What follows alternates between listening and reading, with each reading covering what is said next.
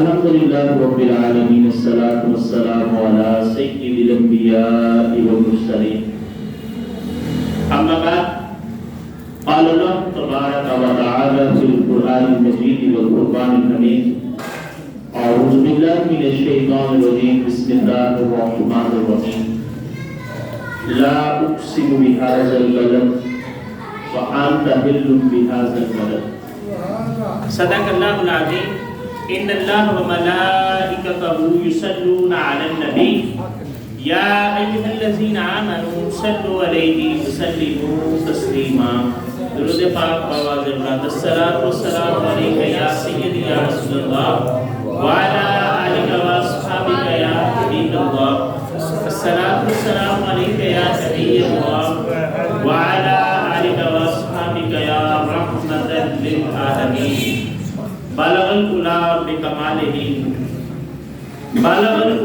بکمالہ کشف الدجى بجمالہ حسنت جمیع خصالہ صلوا علیہ وآلہ۔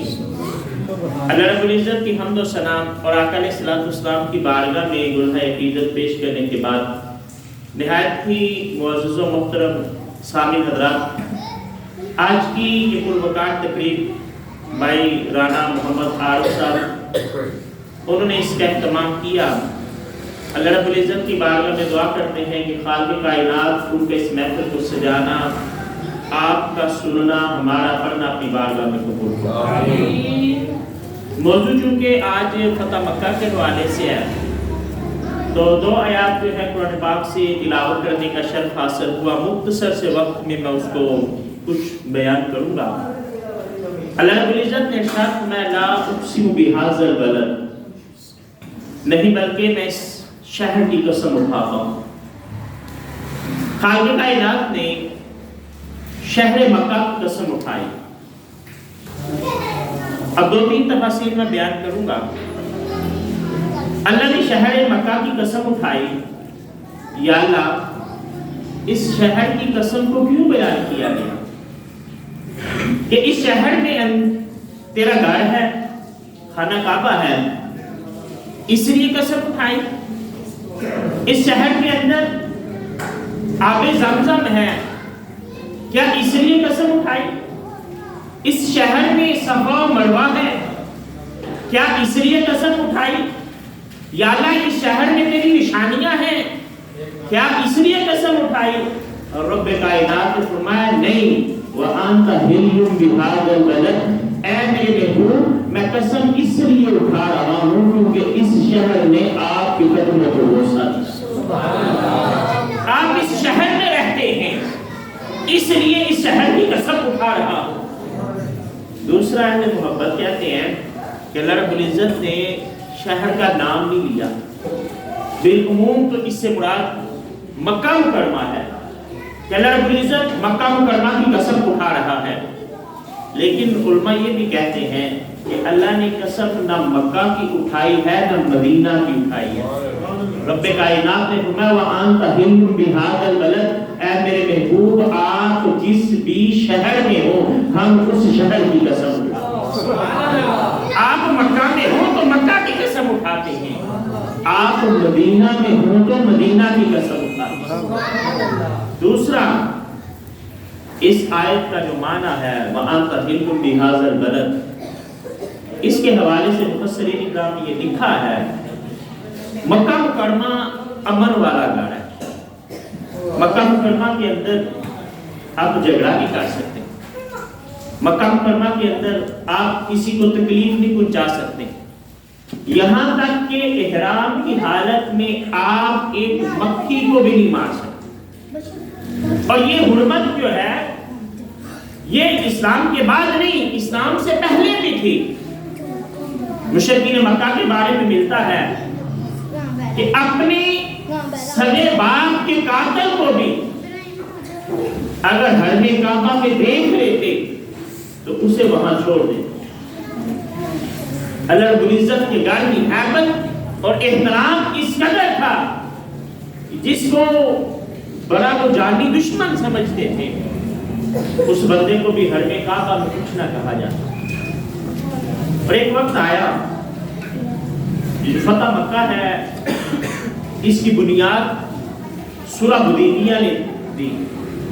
سورہ حدیبیہ کی وجہ سے مکہ فتح ہوا. مشرکین کے ساتھ جو معاہدہ ہوا، چونکہ وقت کم ہے اس لیے میں تفصیل میں نہیں جاتا. وہ معاہدہ جب مشرکین مکہ نے توڑا تب اللہ کے رسول صلی اللہ علیہ وسلم نے ارادہ کیا کہ آپ مکہ کی طرف جائیں گے، مکہ پر چڑھائی کریں گے، مکہ پر حملہ ہوگا. لیکن یہ رسول نبی علیہ الصلوۃ والسلام کی حکمت ہے، آقا علیہ الصلوۃ والسلام کی حکمت ہے کہ آقا علیہ الصلوۃ والسلام نے بغیر خون بہائے اس شہر کو فتح کر دیا. سبحان اللہ. جتنی بھی جنگیں ہوئی، بچیاں نو کرانا تھوڑا جا الصلاۃ والسلام علیک یا سیدی یا رسول اللہ وعلی آلہ وصحبہ یا حبیب اللہ. آقا علیہ الصلوۃ والسلام نے جتنے بھی غزوات میں خود شرکت کی، یہ جتنی بھی جنگوں میں صحابہ کو بھیجا، وہ ساری جنگیں علی اعلان ہیں.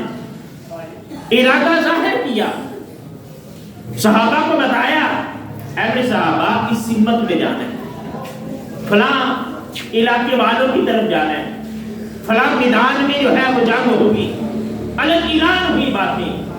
لیکن جب مکہ کی باری آئی تو اللہ کے رسول صلی اللہ علیہ وسلم نے اس کو پوشیدہ رکھا. چند اکا دکا صحابہ تھے، کچھ لوگ تھے جن کے علم میں تھا کہ اللہ کے رسول صلی اللہ علیہ وسلم مکہ کا ارادہ رکھتے ہیں. باقی لوگوں کو آپ نے نہیں بتایا.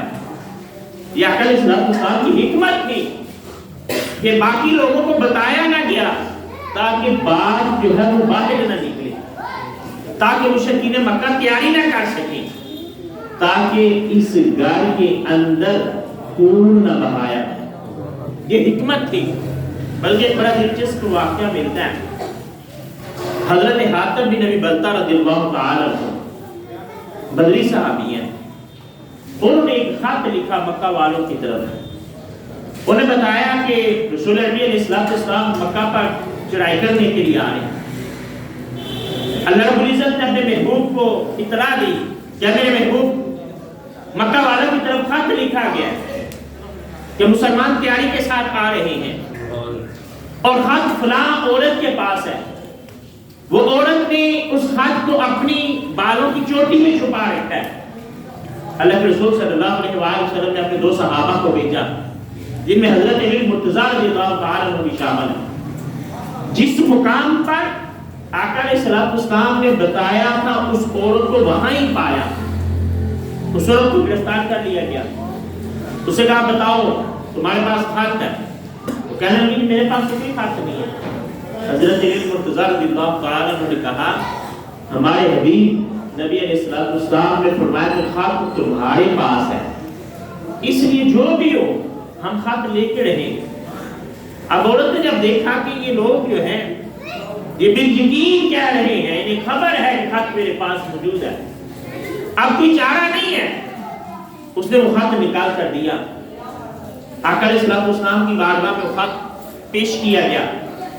اللہ کے رسول صلی اللہ علیہ وسلم نے حضرت حاتب کو بلایا، کہا حاتب بتاؤ اس خط کے بارے میں تمہارا کیا خیال ہے؟ تم نے یہ خط کس نیت سے لکھا تھا؟ حضرت ابن فاروق رضی اللہ تعالی عنہ آقا علیہ السلام کی بارگاہ میں حاضر تھے. کہنے لگے یا رسول اللہ علیہ وسلم یہ منافق ہے، آپ مجھے اجازت دیں میں اس کا سر قلم کر دیتا ہوں. اللہ کے رسول صلی اللہ علیہ وسلم نے فرمایا عمر تمہیں پتہ نہیں ہے یہ بدری صحابی ہے، اور بدر والوں کے بارے میں اللہ نے یہ اعلان کر رکھا ہے کہ میں نے بدر والوں کے اگلے گناہ بھی معاف کر دیے، پچھلے گناہ. یہ بدری صحابی ہے. صحابہ کرام مردوان ایسی شخصیات ہیں کہ جن کے رب کائنات نے اگلے گناہ بھی معاف کر دیے، پچھلے بھی معاف کر دیے. کئی صحابہ کے بارے میں اس طرح کی روایات موجود ہے. حضرت ابن بلتہ سے پوچھا، وہ کہنے لگے یا رسول اللہ علیہ وسلم کوئی نفاق نہیں ہے، کوئی میں دشمنوں کو خبر کسی اور ارادے سے نہیں دینا چاہتا تھا. میرا مقصد یہ تھا کہ میرے خاندان کے لوگ وہاں پر ہیں، جنگ کا کوئی پتہ نہیں ہوتا کس سمت میں جائے. اگر کہیں مشرکین مکہ میرے خاندان والوں پر غلبہ پا لے تو وہ انہیں تکلیف نہ پہنچائے، فقط اس لیے میرے خاطر لکھا ہے۔ خیر آقا علیہ الصلوۃ والسلام 10,000 کا لشکر لے کر جب خانہ کعبہ مکہ مکرمہ کے قریب پہنچے، ایک وادی میں اس لشکر کو ٹھہرایا گیا۔ حضرت عباس کی ڈیوٹی لگائی کہ آپ نے ابو سفیان کو دکھانا ہے، آج اس لشکر کی شان و شوکت دکھانی ہے۔ یہ آقا علیہ الصلوۃ والسلام کی حکمت عملی ہے۔ وہاں مشرکین مکہ تیاری کے ساتھ نہیں ہے۔ دوسری حکمت عملی جو مشرکین مکہ کے سپاہ سالار ہیں، ابو سفیان اس وقت مسلمان نہیں ہوئے ابھی، حضرت عباس کی ڈیوٹی لگائی کہ دکھانا ہے مسلمانوں کی شان و شوکت کیا ہے۔ ادھر اللہ کے رسول صلی اللہ علیہ وسلم نے اپنے صحابہ کو یہ حکم دیا کہ آج رات کی وادی کے اندر ہر بندے نے اپنی الگ آگ روشن کر دی۔ اصول یہ ہے ایک آگ روشن کی جائے، اس کے گرد 10-12 لوگ بیٹھ سکتے ہیں، اس سے استفادہ لے سکتے ہیں، لیکن اس دن آقا علیہ الصلوۃ والسلام نے فرمایا نہیں، ہر بندہ اپنی الگ الگ آگ روشن کرے۔ جب اس وادی کے اندر 10,000 لوگوں نے آگ روشن کی تو دور تک آگ ہی آگ دکھائی دے رہی ہے، اور جو شخص یہاں پہاڑی کی چوٹی پر کھڑا ہے وہ جب اس آگ کو دیکھتا ہے تو وہ 10,000 کی گنتی پوری نہیں کرتا، اسے یوں لگتا ہے جیسے کہ 1,00,000 کی فوج آ رہی۔ اب 1,00,000 کی فوج اس زمانے کے اندر ان کے تو وہ اصحابی طور پر جواب دے گی کہ اب ممکن نہیں رہا مسلمانوں کا مقابلہ کرنا۔ نتیجہ کیا ہوا؟ وہی لوگ آقا علیہ الصلوۃ والسلام کی بارگاہ میں حاضر ہوئے اور انہوں نے اسلام قبول کیا۔ یہاں چند سیرت کی جھلکیاں دکھاتا ہوں کہ بات کو ختم کرتے ہیں۔ آج ہمارا انداز کیا ہے؟ ہم فاتحانہ طور پر کسی علاقے میں داخل ہوں تو ہم نعرے لگاتے ہیں، ہم اپنی بہادری کا چرچا کرتے ہیں، ہم اپنے لیے اچھے الفاظ کو پسند کرتے ہیں، لیکن اس دن کملی والے آقا صلی اللہ علیہ وسلم مکہ مکرمہ کے اندر فاتحانہ شان سے داخل ہوئے تو انداز یہ تھا کہ اونٹنی پر سر کو جھکائے ہوئے تھے اور قرآن کی تلاوت کر رہے تھے۔ کتابوں کے اندر آتا ہے کہ آقا علیہ الصلوۃ والسلام کا سر اس قدر جھک گیا تھا کہ اونٹنی کی کوہان کو چھو رہا تھا۔ اتنی عاجزی اور انکساری کے ساتھ کملی والے آقا صلی اللہ علیہ وسلم فاتحانہ شان سے مکہ میں داخل ہوئے، خانہ کعبہ کو بتوں سے پاک کیا گیا۔ پھر وہ لوگ جنہوں نے آقا علیہ الصلوۃ والسلام کو مکہ سے نکالا تھا، یہ مکہ سے نکلنا کوئی آسان بات نہیں تھی۔ آقا علیہ الصلوۃ والسلام نے ساری زندگی وہاں گزاری، اپنا بچپن وہاں گزارا، اپنی جوانی وہاں گزاری۔ اب عمر مبارک 53 سال ہے جب مکہ کو چھوڑ رہے ہیں۔ جب مکہ مکرمہ سے باہر نکلے نا تو آپ نے مکہ کی جب منہ کیا، آپ نے فرمایا اے مکہ میں تجھ سے محبت کرتا ہوں، سبحان اللہ، میں مکہ میں تجھ سے محبت کرتا ہوں، اگر یہاں کے رہنے والے مجھے مجبور نہ کرتے تو میں کبھی بھی مکہ چھوڑ کے نہ جاتا۔ آج وہ لوگ سامنے تھے، سارے لوگ سامنے تھے، اور باری باری آقا علیہ الصلوۃ والسلام کی بارگاہ میں حاضر ہوتے ہیں۔